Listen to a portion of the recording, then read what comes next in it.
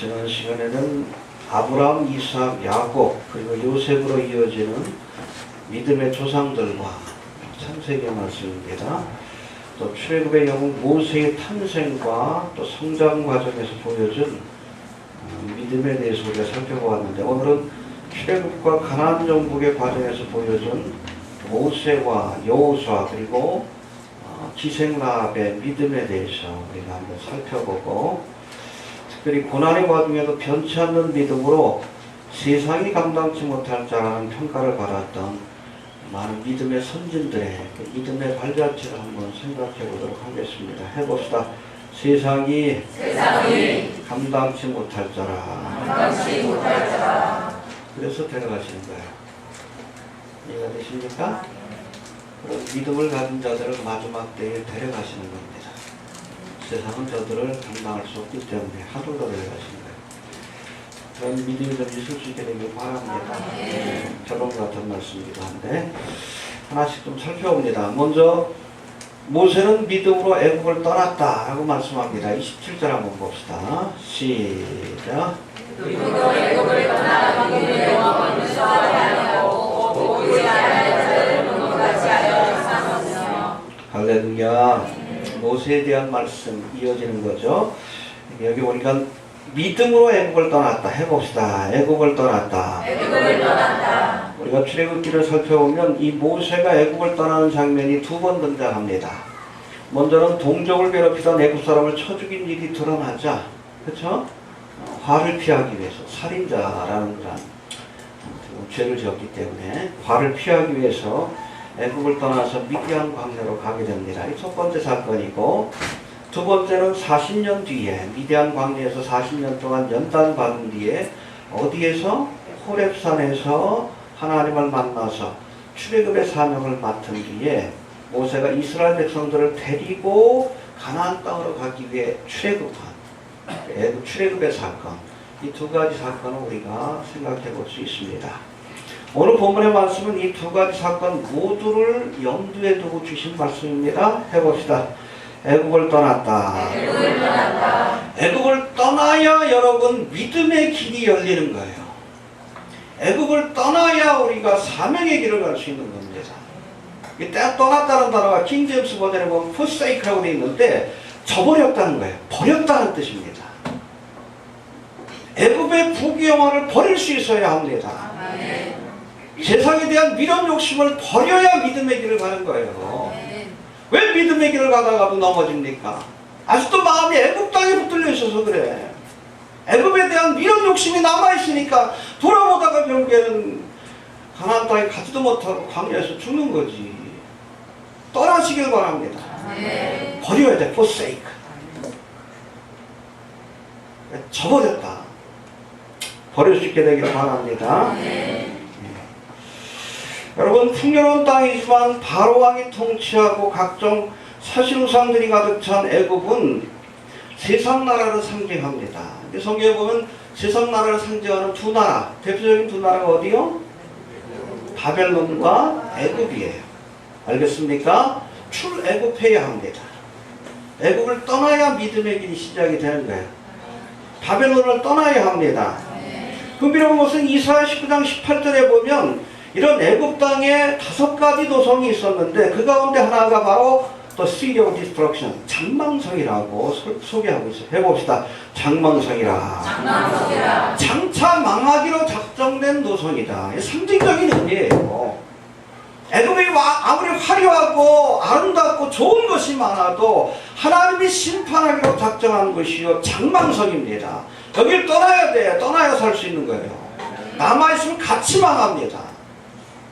떠날 수 있게 되길 바랍니다. 성경 다음으로 많이 팔렸다고 하는 이 존 버년이 쓴 설교가죠. 천루역정이라는 책.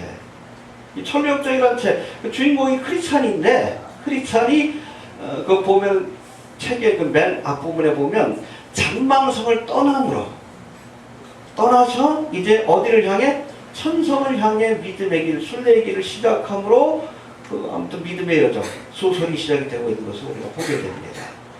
장망성을 떠나야 돼요. 알겠습니까? 네. 우리가 천성에 가는 그 과정 속에 여러 가지 유혹도 있고 핍박도 있지만 첫 번째 발걸음은 우리가 애굽을 버려야 합니다. 포세이크, 저버릴 수 있어요. 버릴 수 있게 되길 바랍니다. 알겠습니까? 네. 여기 앉아있어도 아직도 애굽 땅에 마음이 있는 사람들이 있어요. 목사가 됐어도 아직도 세상에 대한 돈, 명예, 권세, 마음이 애굽 땅에 붙들려 있으니까 자식한테 표현을 물려주려고 그러고 돈 때문에 넘어지고 세상 때문에 넘어지지.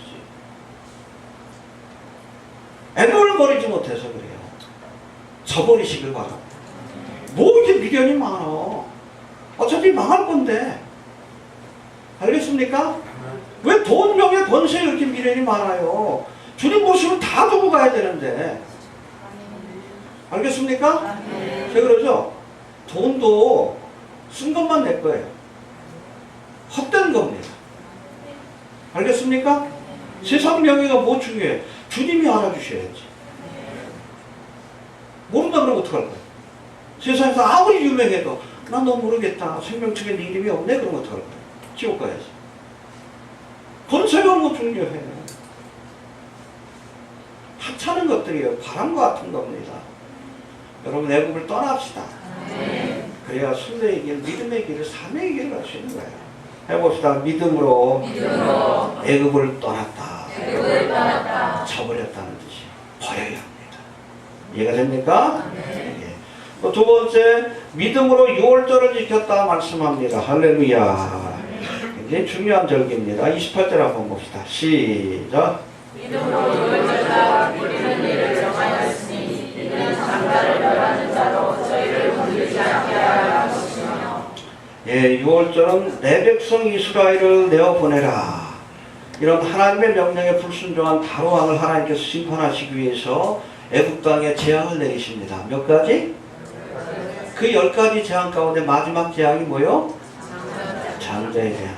한번 살펴볼까요? 해봅시다. 피, 개구리, 이, 파리, 악질, 독종, 우박, 메뚜기, 흑암, 장자. 이게 10가지 재앙이에요. 마지막 장자의 재앙. 아무튼 9가지 재앙이 내려졌음에도 이 바로 왕이 완악한 마음을 버리지 않으니까 하나님께서 마지막 재앙을 예비하시는데, 야, 애굽 땅에 있는 모든 초태생들을 내가 다 죽이리라.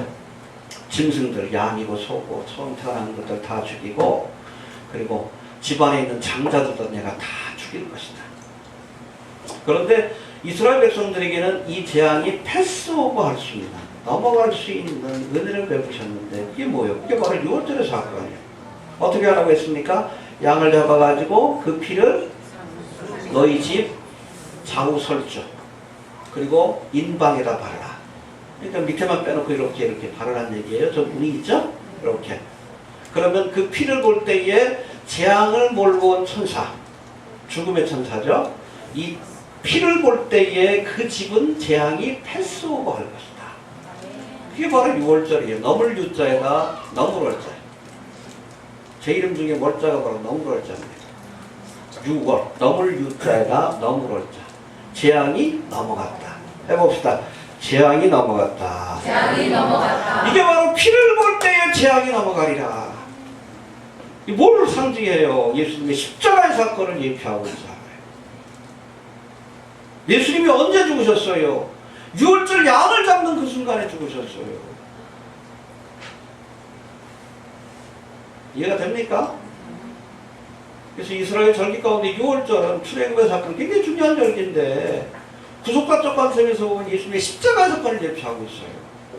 그 피를 볼 때에 재앙이 넘어가리라. 여러분, 예수 그리스도의 대속의 은혜 우리가 믿을 때에 우리가 죽을 수밖에 없지만 살 수 있는 길이 열리는 거예요. 할렐루야. 네. 애굽 땅에 우리가 갇혀있던 노예 생활을 하던 어둠의 권세에 붙들려 살던 우리가 참된 자유함과 해방을 얻게 되는 거예요. 예수 그리스도의 피로 말미암아. 그래서 이스라엘 백성들에게 6월절을 지켜라. 해봅시다. 6월절을 지켜라. 주님 주신 그 은혜, 출애굽의 은혜, 6월절의 은혜를 늘 기억하고 리마인드 하라는 얘기예요. 우리도 마찬가지예요. 예수님의 십자가의 사건, 그걸 우리가 리마인드 해야 합니다. 아, 예수님의 보혈의 피로 내가 죄사함을 받고 죽을 수밖에 없는 내가 영생의 은혜를 얻게 되었고, 할렐루야. 지켜야 합니다. 주님 앞에서 그날까지 6월절을 지킵시다. 6월절을 기억합시다. 십자가의 은혜를 기억하시길 바랍니다. 예. 또 세 번째, 믿음으로 홍해를 육지와 같이 건넜다 말씀합니다. 29절 한번 봅시다. 시작.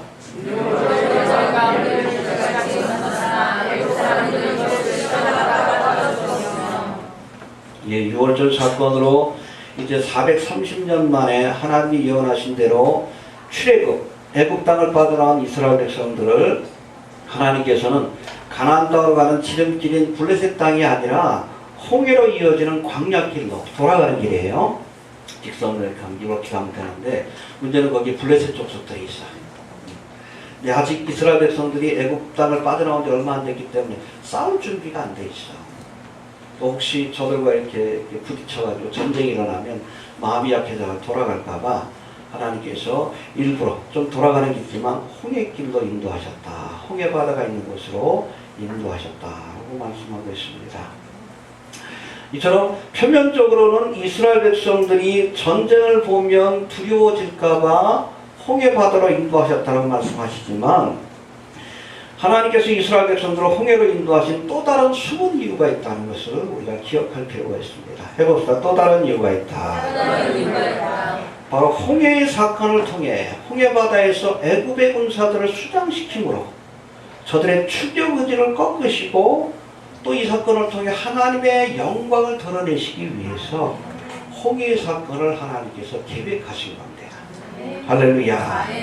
여러분, 이후로 펼쳐진 사건은 우리가 잘 아는 것처럼 이제 이스라엘 백성들이 출애굽하자 뒤늦게 정신을 차린 이 바로가 이스라엘 백성들을 데려오기 위한 게 아니라 다 죽여버리기 위해서, 아무튼 뭐 애굽 땅에 있는 모든 군사들, 특별히 병거들, 특별병거가 600선, 탱크예요, 탱크. 그리고 다른 병거들도 다 갖고 나온 거예요. 배너라는 영화 보셨죠? 전쟁에 사용하는, 거기 보면 그 배너가 탄 병거는 그냥 경주용이에요. 근데 같이 경쟁자인 그 친구, 로마, 그 친구가 탄 병거는 뭐예요? 여기 옆에 뭐 이것도 달려있고 그래요. 그게 바로 특별병거고 전투에 사용되는 병거입니다. 그걸 600승을 끌고 왔어. 그리고 다른 병거까지 다 몰살시키려고 하도 분노가 이니까 자기 아들을 죽이고 애굽 땅을 쑥대밭으로 만들어 놓으니까. 근데 바로 하나님께서 그 앞에서 이 홍해바다를 가르치는 기적을 일으키시고, 할렐루야, 피할 길을 열어주시고 애굽의 군사들로 쫓아왔다가 다시 물이 합해짐으로 또 수장되는 그 홍해 사건이 출애굽기에 기록되어 있습니다. 할렐루야. 오늘 29절에 믿음으로 저희가 홍해를 육지같이 건넜으나, 할렐루야. 애굽 사람들은 이것을 시험하다 빠져 죽었다. 믿음도 없는데 가려고 하니까 결국에는 홍해바다에 빠져 죽었다는 거예요. 흥미로운 것은 바로 이 홍해바다의 이 사건으로 인해서 하나님의 이름이 만방에 높아지게 되었다는 겁니다. 여러분, 출애굽 당시에 애굽은 세계에서 가장 강력한 제국을 갖고 있던 나라입니다. 가장 강력한 군대를 갖고 있었어요. 특별병건만 600선. 탱크예요. 탱크 부대입니다. 대적할 수 없는 그런 강한 군대를 갖고 있었는데 하나님께서 저들을 홍해바다에 수장을 시키셨어요. 할렐루야. 바로 이 사건을 통해 이스라엘 백성들이 믿는 하나님이 히브리 족속 노예들이 믿는 하나님이 아니라 당시에 가장 강력한 군대인 애굽의 군사들을 수장시키신 만군의 주 여호와로 알려지기 시작합니다. 할렐루야. 그러니까 그 다음부터는 이스라엘 백성들이 간 곳마다 싸우기도 전에 대적들이 마음이 녹아졌어요. 왜? 그 사건을 기억했기 때문에. 싸우기도 전에 승승장구를 합니다. 그래서 어찌됐든 이 홍해 사건은 하나님이 어떤 분인가를, 특별히 이제 가나안 정복의 과정 속에서 대적들과 싸워야 될 이스라엘 백성들에게 저들이 함께하는 하나님이 어떤 분인가를 온 세계 사람들에게 알려주기 위해서 기획한 그런 사건임을 우리가 알 필요가 있다는 겁니다. 알겠습니까? 예. 여기서 우리가 한 가지 더 기억할 것은 이 홍해 사건이 바로 7년 대환란 직전에 일어난 곡과 마곡의 전쟁을 예표하고 있음을 기억할 수 있게 되길 바랍니다. 에스겔 38장 39절에 보면 이스라엘이 허락된 마지막 한 일에 그게 뭐예요? 7년 대환란. 세상에서는 환란으로 묘사되지만 이스라엘 백성들에게는 한 일에 70일에 대한 약속을 주시죠. 다니엘. 그 가운데 여러분 70일의 가운데 69일에 관한 예언은 성취가 되었습니다. 예수님의 십자가의 사건으로. 그러나 한 일의 사건은 아직 성취가 안 됐어요. 이게 바로 7년 대환란입니다. 이 기간 동안 이스라엘이 회복되어서 떠나간 교회를 대신해서 선교적 사명을 감당하게 될 겁니다. 할렐루야. 바로 이 사명을 감당하기 전에 하나님께서 곡과 마곡의 전쟁을 예비하신 거예요. 그건 다른 목적이 아니에요. 하나님의 영광을 드러내기 위해서. 그래서 지금 전 세계에서 가장 강력한 군대, 뭐 미군도 하나라고 하지만 러시아 군대도 상당한 그런 무기를 갖고 있고 군사력을 갖고 있어요. 이 러시아와 이란과 터키와 그 외 아랍 사람들이 연합해서 이스라엘을 칠 때 어디에서? 골란고. 지난주에 제가 성지가 좋다는 걸 봤더니 이번에 뭐 온천에 가가지고 뭐 이렇게 하는 걸 보여주더라고요. 전에는 이 갈릴리 바다 건너편 골란고 쪽에 있던 요르단 지역의 온천을 보여주더니 이번에는 그 갈릴리 바다 서편이죠. 서편에 있는 이스라엘 지역의 디베라라는 곳에 저도 첫날인가 거기서 잤던 것 같아요. 호텔에서. 거기도 온천을 보여주는데 이쪽은 원래 화산지대니까 온천이 나오는데 이쪽도 온천이 나온다고 얘기를 하더라고요. 그게 뭐 로마 시대 때부터 있던 온천이래요. 그래서 그분은 아마 예수님도 온천하지 않았을까 그렇게 얘기를 하긴 하는데 그건 뭐 확인된 건 아니고 어찌됐든 예수님 당시에도 있었던 온천이라고 합니다. 근데 그게 왜 이렇게 온천이 있습니까? 라고 사회자가 물으니까 그 얘기를 해요. 이 갈릴리 바다 자체가 백두산 천지하고 똑같아요. 뭐예요? 화산이 빵 터져가지고 물이 고인 거예요. 마이너스 200m니까. 그 보면 위쪽에 흘레분지가 있고 밑에는 사이가 있습니다. 빵빵빵 터진 거예요. 엄청난 화산이 터진 겁니다. 아마 노아의 홍수 이후에 그런 천대지변이 일어났을 거라고 보는 건데 지금 뭐 갈릴리 지역에 계속 지진이 일어나고 있잖아요. 화산의 활동은 지금도 계속되고 있고 바로 이 곡과 마곡의 군대가 이스라엘을 칠 때 하나님께서 성경에 보니까 불과 유황과 지진과 우박으로 저들을 치실 것이다. 할렐루야. 네. 한 번에 빵 터지는 거예요. 골란고원에서. 왜 이 사건을 기획하셨는가? 뭐 딴 게 아니에요. 이스라엘이 믿는 하나님이 만군의 주 여호와 하나님이라는 사실을 보여주기 위해서. 왜냐하면 7년 대환란 때는 교회가 없어요.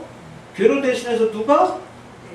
회심한 이스라엘 백성들이 선교적 사명을 감당해야 되니까 세상 사람들이 뭘 알아야 돼? 이스라엘의 하나님이 진짜 하나님이라는 걸 알아야 될 거 아니에요.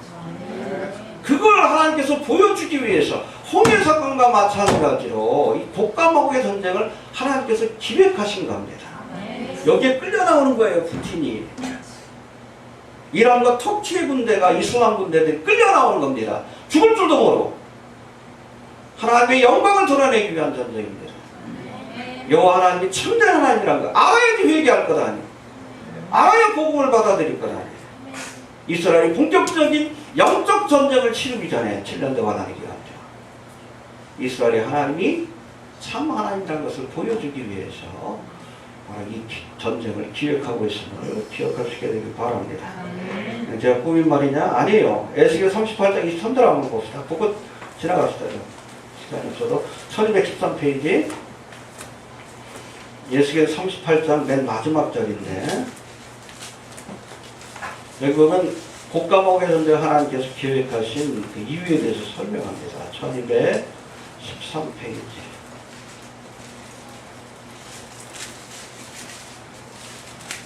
왜 하나님께서 곡과 마곡의 전쟁을 얘기하셨는가? 23절에 나와 있습니다. 38장 23절 22절부터 봅시다. 시작. 내가 여호와와 또 그를 생각하여 쏟아진 욕과 누가 보내나 누가 여호와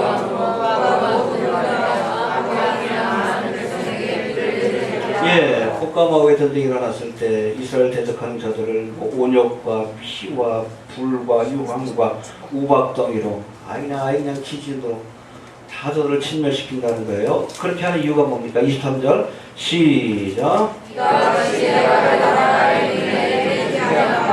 내 거룩함을 나타내 나를 알게 하니. 그렇죠. 이스라엘의 하나님이 지금 지상에서 가장 강력한 군대라고 하는 러시아의 군대를, 터키와 이란의 군대를 침멸시키도록 여호와 하나님이 참된 하나님인 것을 드러내시는 거예요. 그래야 이스라엘 백성들이 전도할 때 듣지. 이해가 되십니까? 자, 네 번째, 이제 믿음으로 여리고성을 무너뜨렸다라는 말씀이 나옵니다. 한번 봅시다. 믿음으로 여리고성을 무너뜨렸다. 몇 절인가요? 예, 30절입니다. 30절. 시작.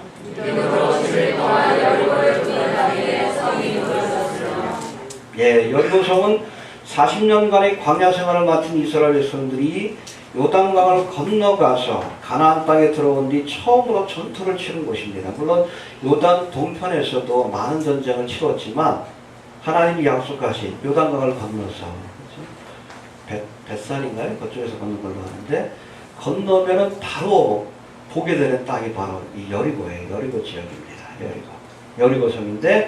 여리고성인데 이 여리고는 종려나무의 도시로 알려진 그런 도시인데 여기에 견고한 성이 세워졌지만 이스라엘 백성들이 돌 하나도 던지지 않고 이 여리고성을 무너뜨릴 수 있었다라고 말씀하고 있습니다.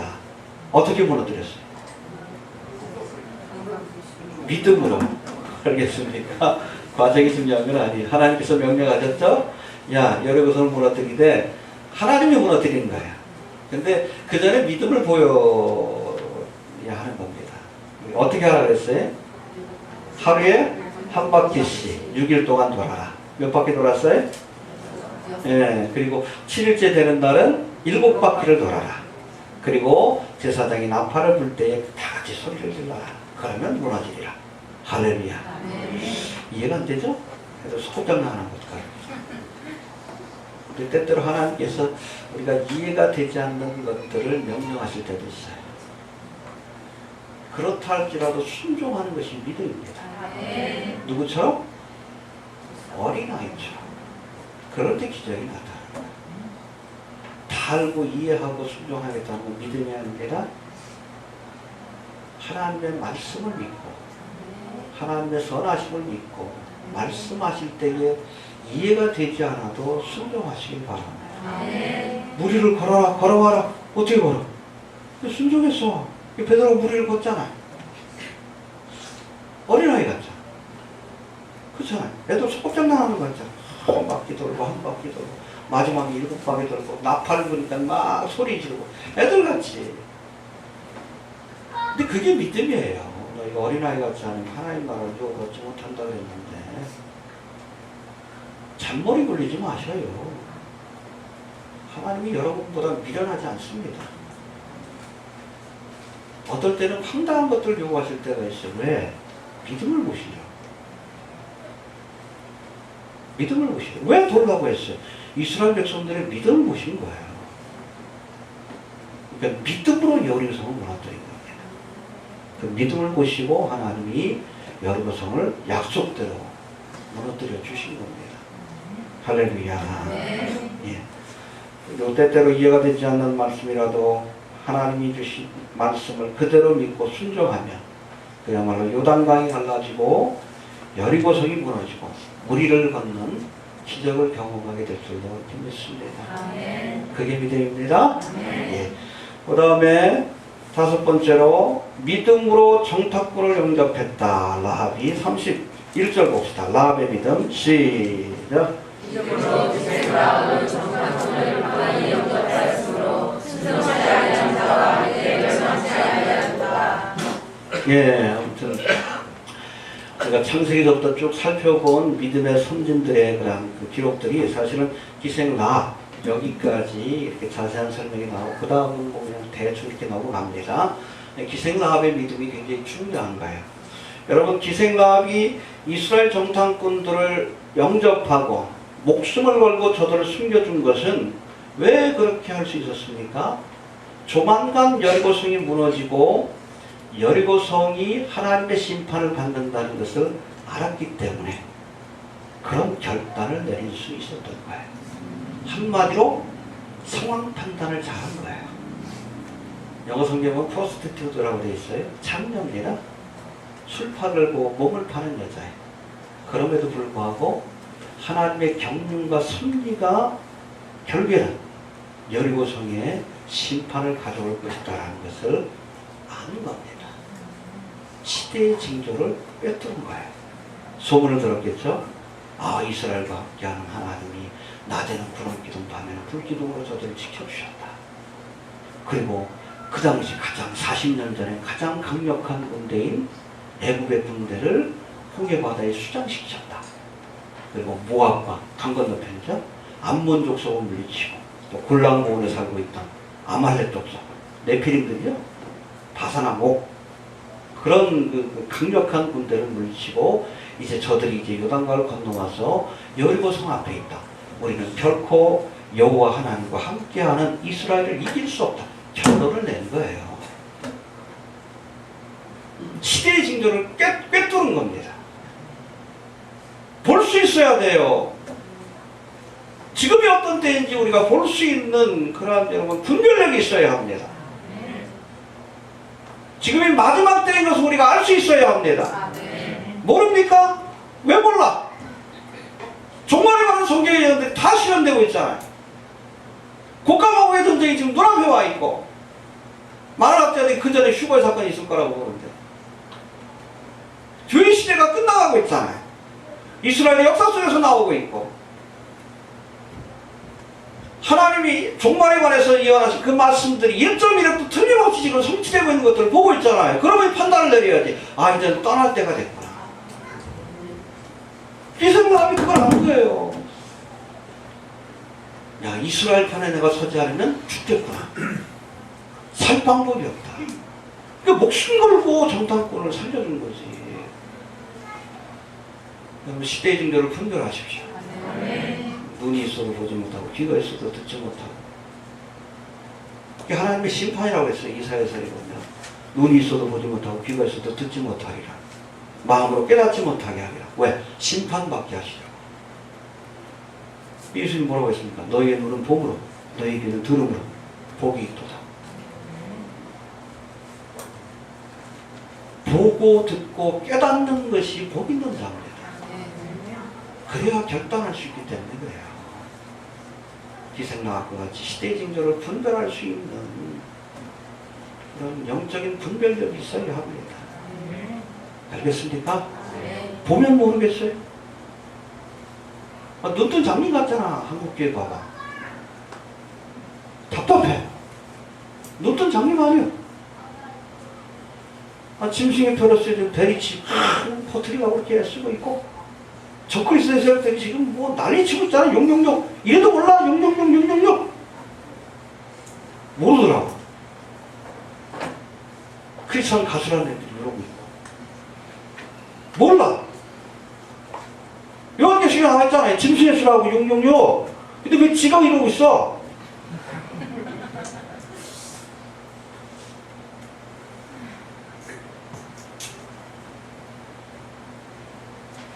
알아야 합니다. 분별해야 돼. 여러분 하나님은 도덕적인 사람들을 구원하시는 게 아니에요. 기생납까지 믿음 있는 사람들을 구원하시는. 알겠습니까? 뭐 좀 어떤 사람은 의롭다 아니다 그거 하나님 보시기엔 그놈이 그놈이요.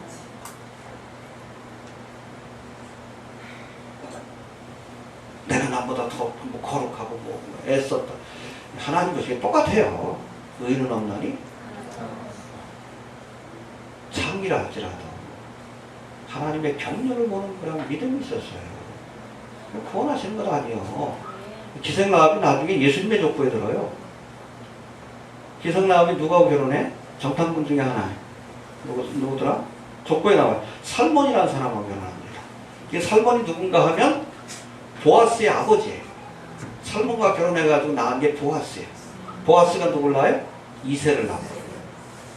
아무튼 이렇게 예수님의 족보, 다윗의 왕가. 여러분 마태복음 1장에 보면 예수님의 족보에 올라오는 여자들 셋이 있죠?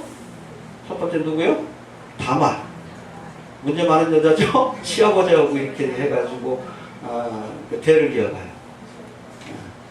유다의 며느리 다말. 그리고 라합, 기생, 창기입니다. 영어 성경은 명백하게 나와요. 그냥 창녀다. 참 희한해. 그런 여인이 여러분 그 예수님의 족보에 들어간다는데. 그 다음에 우리아의 아내라고 돼 있어요. 바세바 이름은 나오지 않습니다. 가늠한 여자예요. 한 여자는 시아버지하고, 또 한 여자는 아예 그냥 기생이고, 또 한 여자는 더 그냥 가늠한 여자예요. 우리아의 아내예요. 그런데 예수님의 족보에 올라와 있어요. 믿음이 있었기 때문에. 기생라합과 같은 믿음이 있어야 합니다. 알겠습니까? 첫 번째 믿음은 시대의 징조로 분별하는 것이고, 또 두 번째 믿음은 뭐예요? 결단한 거예요. 여러분, 이 기생라합의 집에 이스라엘의 정탐꾼이 찾아왔다는 것은 일생일대의 기회입니다. 처음이자 마지막 기회. 그 기회를 놓치지 않았어요. 세월을 아끼라? 네, 영어 성경에 보면 redeeming the time이라고 되어 있어요. 세월을 아끼라. 기회를 사서 구속하여 내 것으로 만들어라.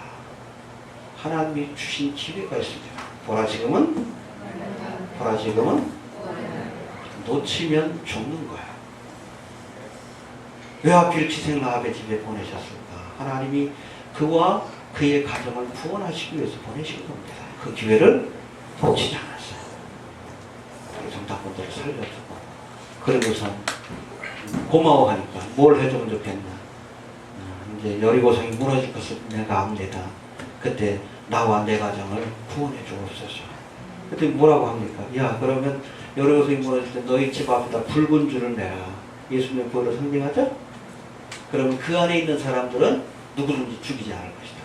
이 가족들을 다 데리고 와가지고 또 여리고성이 무너질 때 기생라합과 그 가족들만 살아남았어요. 할렐루야. 여러분 기회를 놓치지 마십시오. 아직 시간이 있을 때, 기회가 있을 때, 보라 지금은 하나님이 주신 처음이자 마지막 기회일 수가 있습니다. 열심히 우리가 예수 믿고 하나님 주신 이 구원의 기회, 휴거될 수 있는 기회 우리가 놓치지 않기를 바랍니다. 남자들 가지고 한탄하지 마시고, 알겠습니까? 네. 기생라합의 믿음을 마지막에 이렇게 소개한 이유를 이해가 되시죠? 예. 그 외에 믿음의 선배들에 대해서 32절부터 35절까지 이건 좀 읽고 지나갑시다. 봅시다. 32절 시작. 내가 무슨 말을 더하여 기도하라 삼손이가 다윗과 사무엘과 예, 구약의 인물들 모두가 믿음의 사람들입니다. 하나님 앞에 나갈 때는 믿음으로 나가야 돼요. 내 행위나 내가 뭐 어렵다, 도덕적이다 아니요. 믿음을 갖고 나가면 됩니다. 알겠습니까? 예, 그 다음에 33절 시작.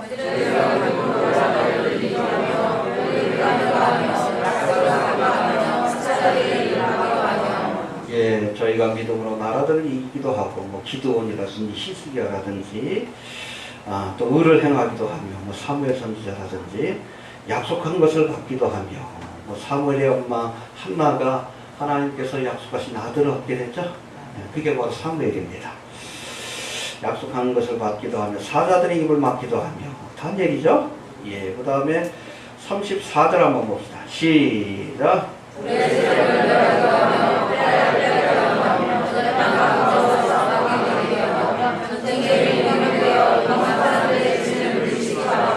할렐루야. 불의 세력을 멸하기도 하며, 서드락과 메삭과 아벳느고죠.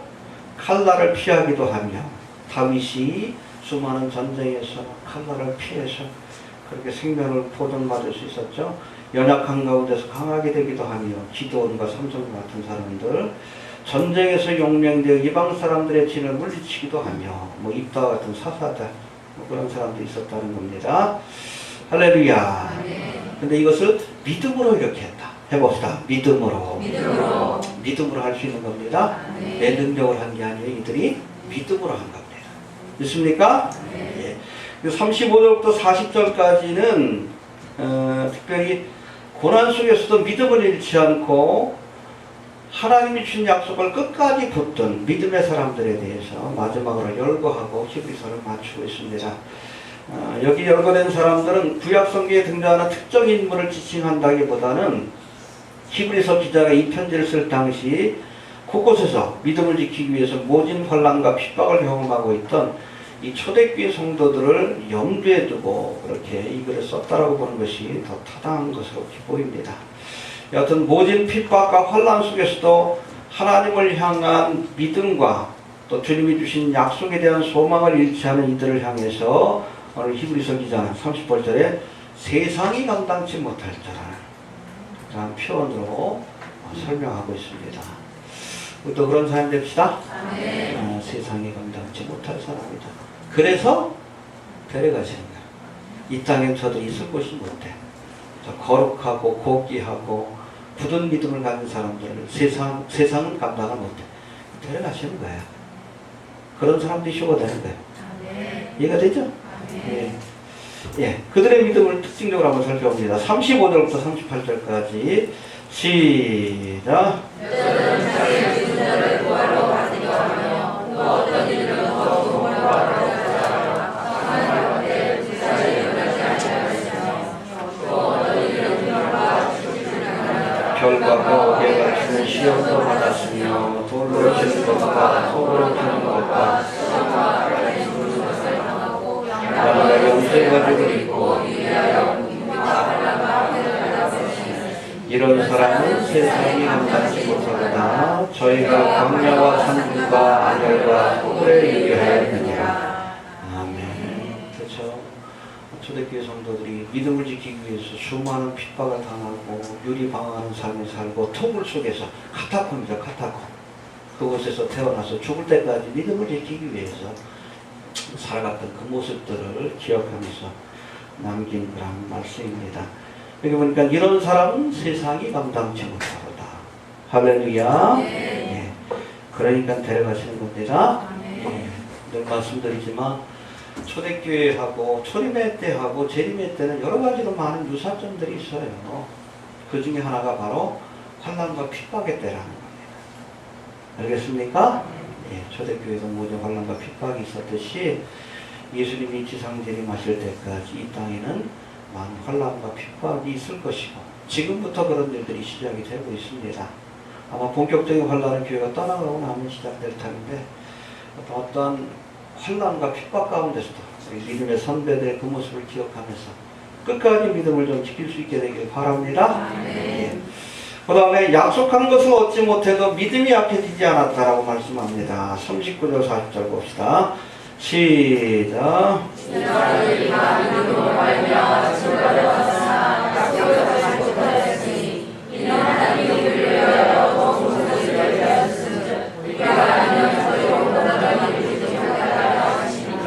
예, 이 사람들이 다 믿음으로 말미암아 증거를 받았으나 여기서 이 증거는 굿 리포트라고 되어 있는데 말티레오 하나님의 인정과 칭찬을 의미합니다. 믿음이 없이는 기쁘시게 못하려니 선진들이 이로써 증거를 하나님의 인정과 칭찬을 받았다. 어떤 믿음으로 이렇게 인정과 칭찬을 받았지만 약속을 받지는 못했다. 해봅시다. 약속을 받지는 못했다. 약속을 받지는 못했다. 좀 이상하죠. 33절에서는 약속을 받았다고 했는데 여긴 또 약속을 받지 못했대. 이게 원어 성경을 우리가 살펴봐야 되는데 한글 성경만 보면 모순적인 말씀 같지만 원어를 보면 33절에 묘사된 그 약속은 에판겔리온이라고 해가지고 복수용으로 되어 있습니다. 믿음의 선배들에게 각자에게 주신 약속들, 자식을 주신다, 대적을 물리칠 것이다. 이런 약속들은 받았다는 거예요. 예, 그럽니까? The promises. 각자에게 주신 약속들은 받았지만, 그러나 39절에 나와 있는 이 약속은 ten 에판겔리안이라고 되어 있는데, ten이 바로 더예요. 정관사 더입니다. The promise. 단수형으로 되어 있어요. 특별한 약속이에요. 그게 바로 40절에 나와. 하나님 나라에 대한 약속이에요. 영생과 천국에 대한 약속이에요. 이 약속은 아직 받지 못했다. 우리도 그렇잖아요. 주님 오셔야지 이 약속이 이루어집니다. 천국과 영생에 대한 약속, 우리가 부활의 몸을 입어야 이 약속이 성취가 되지. 그러나 그럼에도 불구하고 믿음이 약해지잖아. 궁극적인 약속인 하나님 나라에 대한 약속은 받지 못했지만 그 가운데서도 믿음이 약해지지 않았다. 왜? 반드시 이루어질 것을 알았고 소망했기 때문에. 그래서 뭐 마지막 때를 기다리다 넘어진 사람들이 너무나 많아. 그렇죠? 비트코인 장사를 하고 도피처 장사를 하고 신옥주인가요? 어제도 또 나오대? 타작마다 두들겨 패가지고 남아있으면 알고 있고 도망가 그 가라지래. 별 희한한 소리. 그 신옥주가 그 앞에서 그 딸하고 엄마하고 서로 패기한대. 네. 딸한테는 넌 타작기계니까 엄마를 타작해라. 패가지고 그 못 견디고 나가는 가라지래. 남아있어야 알고 그래. 미친 짓들 다 하고. 거기 위에 갔다 온 분들 계세요? 우리도 한번 타작해볼까요? 엄마는 딸을 때리고 딸은 또 엄마를 때리고 미친 것들이에요. 여러분, 하나님 말씀을 믿어야지 말씀을 떠난 것을 믿으면 광신도입니다. 죽이신 아가페는 이데올로기입니다. 광신도예요. 하나님을 믿어야지 왜 박근혜를 믿어? 광신도들이지. 이단들이고 광신도들이지. 왜 신옥주를 믿어? 참 별.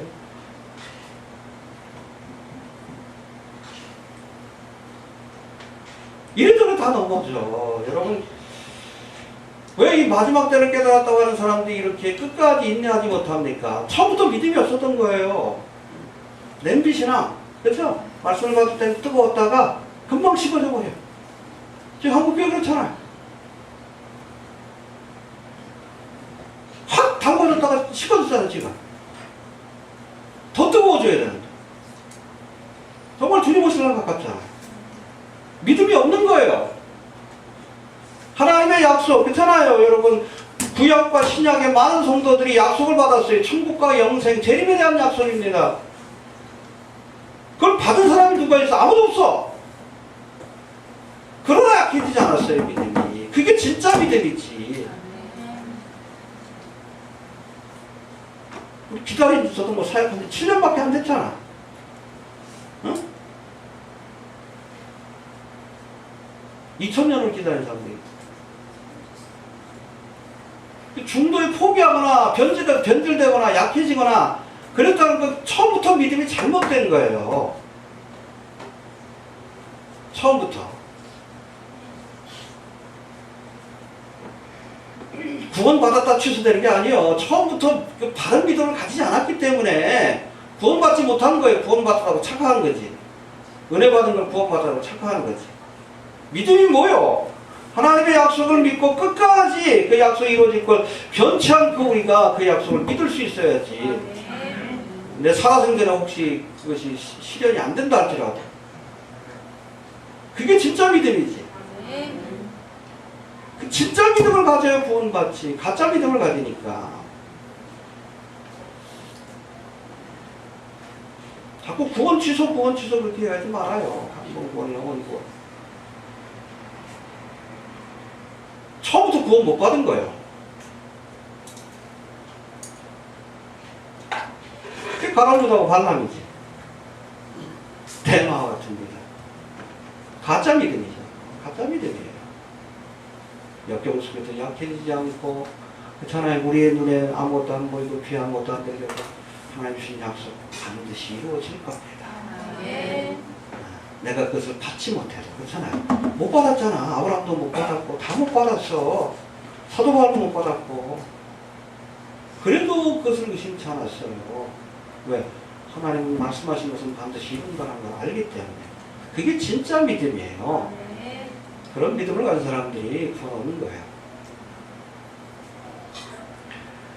아무튼 약해지지 맙시다. 알겠습니까? promises, 우리 각자에게 주신 약속들을 우리가 체험한 것도 있지만 궁극적으로 또 promise, 하나님 주신 마지막 약속, 천국과 영생과 부활에 대한 약속, 그 약속도 우리가 지금 얻지 못한다 할지라도 끝까지 포기하지 않고 끝까지 믿는 자가 반드시 하나님의 나라를 유업으로 얻게 될 줄로 그렇게 믿으시길 바랍니다. 네. 믿음은 바라는 것들의 실상입니다. 실상을 믿어야 돼요. 어떤 거 믿지 마시고 하나님의 말씀을 믿어야 하고 팩트를 믿어야 합니다. 예, 또 보지 못하는 것들의 증거니 볼 수 없는 미래적 사건을 마치 일어난 에비던스, 증거인 것처럼 볼 수 있게 해줍니다. 우리가 미래적 사건에 대해서 아직 경험하지 못했지만 반드시 일어날 것을 압니다. 네, 성경의 말씀을 통해 하는 거예요. 선진들이 이로써 증거를 얻었다 하십니다. 믿음을 가져야 하나님 앞에 인정받고 칭찬을 받을 수 있습니다. 네. 또 믿음이 없이는 기쁘시게 못하라. 하나님께 나아가는 자는 반드시 그가 계신 것과 하나님의 존재를 인정해야 합니다. 그가 자기를 찾는 자들에게 상 주시는 이심을 믿어야 할지. 믿음을 갖고 나오세요. 믿음을 갖고 나오세요. 믿음을 보기를 원하십니다. 그럼 복음서를 봐. 예수님께서 뭘 보기를 원해? 믿음을 보기를 원해. 믿음을 볼 때 기뻐하시고 믿음을 보이지 않을 때에 실망하시고 낙심하시잖아. 믿음을 갖고 나오시게 되길 바랍니다. 그래서 우리 모두가 믿음의 선진들처럼 믿음으로 하나님을 기쁘시게 하고 또 믿음으로 하나님이 약속하신 궁극적인 약속, 하나님의 나라를 모두가 다 유업으로 얻을 수 있는 믿음의 성도들이 되시길 바랍니다. 네, 주신 말씀 붙들고 기도합니다. 하나님을 감사합니다. 믿음이 없이는 기쁘시게 못하나